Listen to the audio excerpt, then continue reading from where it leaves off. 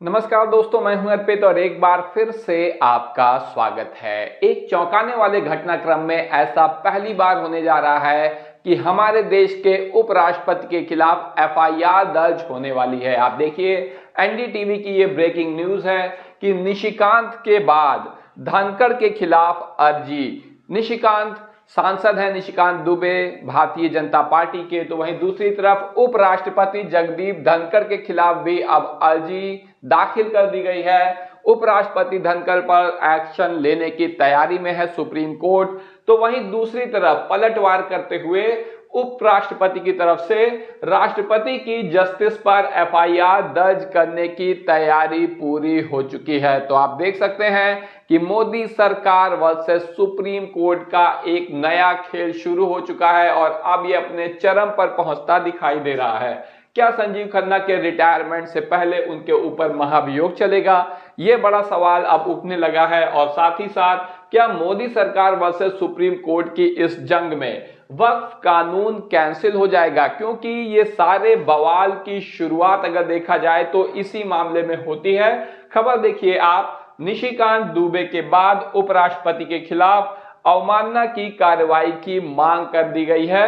Attorney general से सहमति मांगी गई है इस मामले में। ऐसा पहली बार हो रहा है हमारे देश में। निशिकांत दुबे भारतीय जनता पार्टी के सांसद हैं, इनके ऊपर एफआईआर होना कोई बड़ी बात नहीं है। अवमानना की कार्रवाई भी हो जाए तो कुछ बड़ी बात नहीं है, लेकिन उपराष्ट्रपति के खिलाफ अगर इसकी सहमति मिल जाती है, अनुमति मिल जाती है, तो ये एक ऐतिहासिक घटना होगी हमारे देश की। आपको बता दें कि भारतीय जनता पार्टी के सांसद निशिकांत दुबे ने क्या बयान दिया था। इन्होंने कहा था कि देश में धार्मिक युद्ध भड़काने के लिए सुप्रीम कोर्ट जिम्मेदार है। यानी जो अंधभक्ति, पागलपंती, धार्मिकता, अंध धार्मिकता का जो माहौल हमारे देश में बनता जा रहा है, इसके लिए सुप्रीम कोर्ट जिम्मेदार है। वो धार्मिक युद्ध भड़का रहा है। इनके हिसाब से सुप्रीम कोर्ट अपनी सीमा से बाहर जा रहा है। अगर हर बात के लिए सुप्रीम कोर्ट जाना है तो संसद और विधानसभा का कोई मतलब नहीं है, इसे बंद कर देना चाहिए। तो इतना बड़ा और बेहुदा बयान भारतीय जनता पार्टी के सांसद ने दिया है। सीधे सीधे ये जो धार्मिकता बढ़ती चली जा रही है, धार्मिक युद्ध जो बढ़ता चला जा रहा है, इसे भड़काने की जिम्मेदारी ये सुप्रीम कोर्ट को लगा रहे हैं, उसके ऊपर दे रहे हैं। वहीं भाजपा सांसद निशिकांत दुबे पर अब अदालत की अवमानना का केस तो चलेगा ही, लेकिन साथ ही साथ भारतीय जनता पार्टी ने इस पूरे मामले से पल्ला झाड़ लिया है।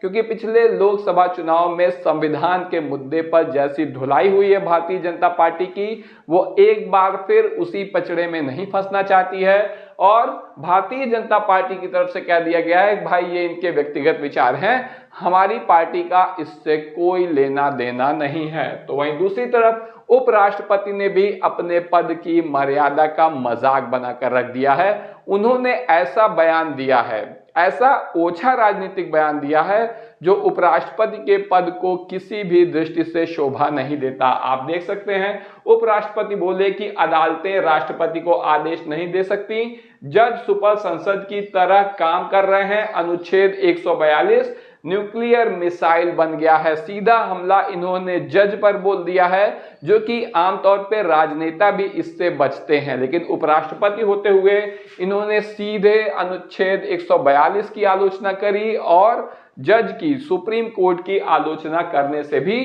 खुद को नहीं रोक पाए। और ये सब क्यों हुआ? क्योंकि सीजेआई संजीव खन्ना ने जबरदस्त धुलाई करी थी मोदी सरकार की वक्फ कानून के मुद्दे पर सुनवाई के दौरान। आप देख सकते हैं, निशिकांत दुबे के बाद उपराष्ट्रपति के खिलाफ भी अब अवमानना की कार्रवाई की तैयारी शुरू हो गई है। बढ़ गई है उपराष्ट्रपति धनखड़ की मुश्किलें, क्योंकि केरल के वकील सुभाष थीकदन ने उपराष्ट्रपति जगदीप धनखड़ के खिलाफ अवमानना की कार्रवाई के लिए अटॉर्नी जनरल की सहमति मांगी है। और आप देख सकते हैं कि अवमानना का केस चलाने का लेटर भी जारी हो गया है।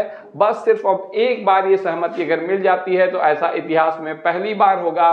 साथ ही साथ ये जो बयान है उपराष्ट्रपति का, ये निश्चित रूप से उनके पद की गरिमा के अनुरूप नहीं है। राज्यसभा के उपसभापति ने एक बार पहले भी इस मामले में कहा था, आपको बता दें कि जगदीप धनखड़ के खिलाफ बकायदा अविश्वास प्रस्ताव आ चुका है विपक्ष के द्वारा, जिस पर वोटिंग भी हुई थी। आप देखिए खबर, उपराष्ट्रपति के खिलाफ विपक्ष का अविश्वास प्रस्ताव, और वोटिंग के बाद यह खारिज हो गया था क्योंकि भारतीय जनता पार्टी ने संख्या बल का फायदा उठाते हुए यहां पर उपराष्ट्रपति को बचा लिया था। राज्यसभा के उपसभापति उस वक्त बोले थे कि ये धनखड़ की छवि खराब करने की कोशिश है, साजिश है, यानी विपक्ष साजिश कर रहा है। लेकिन अब आप देख सकते हैं कि एक बार फिर से उपराष्ट्रपति ने अपने बयान से अपनी नहीं बल्कि उपराष्ट्रपति पद की गरिमा को इन्होंने कम करके रख दिया है।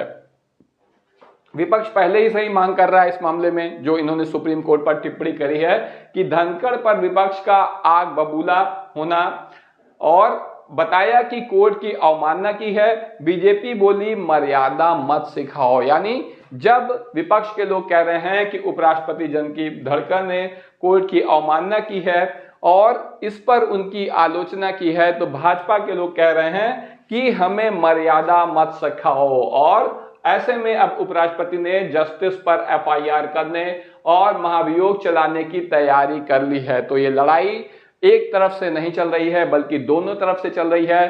सिर्फ सुप्रीम कोर्ट ने ही एक्शन नहीं लिया है बल्कि उपराष्ट्रपति ने भी जस्टिस पर एफआईआर करने और महाभियोग चलाने की तैयारी कर ली है। आप हिंदुस्तान की खबर देख सकते हैं कि क्या यह माफी लायक है। एफआईआर क्यों नहीं हुई, जस्टिस वर्मा के घर से कैश मिलने पर भड़के उपराष्ट्रपति। तो उपराष्ट्रपति ने भी सुप्रीम कोर्ट पर हमला बोल दिया है और मोदी सरकार वर्सेस सुप्रीम कोर्ट अब अपने चरम पर पहुंच चुका है। सीजेआई खन्ना के खिलाफ कोई भी मुद्दा, कोई भी मामला ना मिलने पर वक्फ कानून पर होने वाली सुनवाई से तिलमिलाई भारतीय जनता पार्टी ने अब तैयारी कर ली है जस्टिस वर्मा के खिलाफ एफआईआर कराने की। आप देख सकते हैं क्या कह रहे हैं कि क्या यह माफी लायक है। उपराष्ट्रपति का यह बयान है कि क्या यह माफी लायक है, एफआईआर क्यों नहीं हुई। जस्टिस वर्मा के घर से कैश मिलने पर उपराष्ट्रपति भड़क गए थे, लेकिन हमेशा से ऐसा नहीं था। आपको बता दें कि जस्टिस वर्मा कैश कांड में सुप्रीम कोर्ट ने पहले ही खारिज कर दिया है जज पर एफआईआर की मांग को, जो याचिका थी उसे, और कहा था कि आंतरिक जांच होगी। जिसके बाद जब आंतरिक जांच हुई तो आप देख सकते हैं कि किस तरीके से खुद उपराष्ट्रपति जगदीप धनखड़ प्रशंसा कर रहे हैं सीजेआई संजीव खन्ना की। आप देखिए एनडीटीवी की खबर है, पहली बार किसी सीजेआई ने सभी सामग्री सार्वजनिक की। उपराष्ट्रपति धनखड़ ने यशवंत वर्मा मामले में सीजेआई के कदम की सराहना की। तो आप देख सकते हैं कि वही उपराष्ट्रपति जो कुछ दिन पहले सीजेआई की सराहना कर रहे थे और अब जब वक्फ कानून का मुद्दा फंसा है और वहां पर सुप्रीम कोर्ट ने सख्त एक्शन लिया है, साथ ही साथ राष्ट्रपति तक को संविधान का पाठ पढ़ाया है, ऐसे में इन्होंने पलटी मार दी है। और अब क्या कह रहे हैं, अब कह रहे हैं कि क्या ये माफी लायक है, एफआईआर क्यों नहीं हुई जस्टिस वर्मा के ऊपर। आप देखिए नियम यह है कि अगर किसी जज के खिलाफ एफआईआर करना हो तो जब तक सीजेआई राष्ट्रपति को अपना परामर्श नहीं देते तब तक जज के खिलाफ कोई एफआईआर दर्ज नहीं कराई जा सकती है। यहां पर यह जानना भी जरूरी है कि राष्ट्रपति सीजेआई का आदेश मानने के लिए बाध्य नहीं है, यानी वो चाहे तो सीजेआई की सलाह माने या ना माने। ऐसे में मोदी सरकार और सुप्रीम कोर्ट के बीच जो टकराव चल रहा है उसका परिणाम क्या होगा, क्या वक्फ कानून कैंसिल हो जाएगा। आपकी जो भी राय हो कमेंट करके जरूर बताएं। वीडियो को लाइक करिए, चैनल को सब्सक्राइब करिए, अपने दोस्तों के साथ शेयर करना ना भूलिए। धन्यवाद।